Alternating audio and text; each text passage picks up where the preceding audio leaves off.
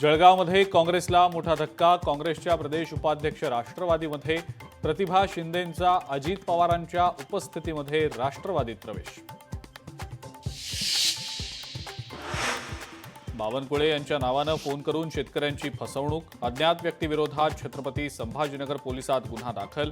बावनकुळेंचा PA असल्याचं सांगत केली पैशांची मागणी।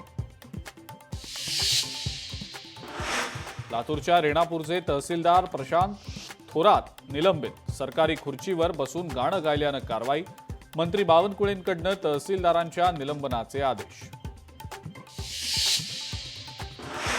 गोव्याला पावसाचा ऑरेंज अलर्ट। 17 आणि 18 ऑगस्टला मुसळधार पावसाची शक्यता। भारतीय हवामान खात्यानं दिला अलर्ट। छत्रपती संभाजीनगरमध्ये जोरदार पाऊस। पावसामुळे डाळिंब पिकाचं मोठं नुकसान। शेतकऱ्यांचं होतंय मोठं नुकसान।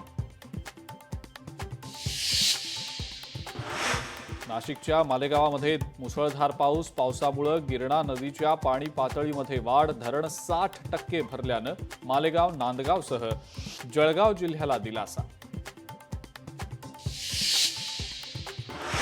यवतमाळच्या आर्णीमध्ये मुसळधार पाऊस। पैनगंगा नदीला पूर। अनेक गावात पाणी शिरल्यानं मोठं नुकसान।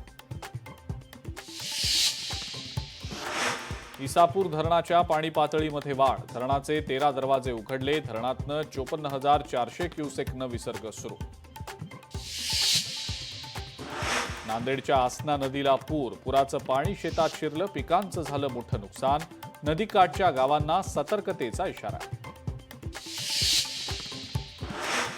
रत्नागिरी जिल्ह्यामध्ये पावसाचा जोर वाढला। मंडणगड, दापोली, खेड भागात पाऊस जबरदस्त कोसळतोय। 24 तासात 83.33 मिलीमीटर पावसाची नोंद।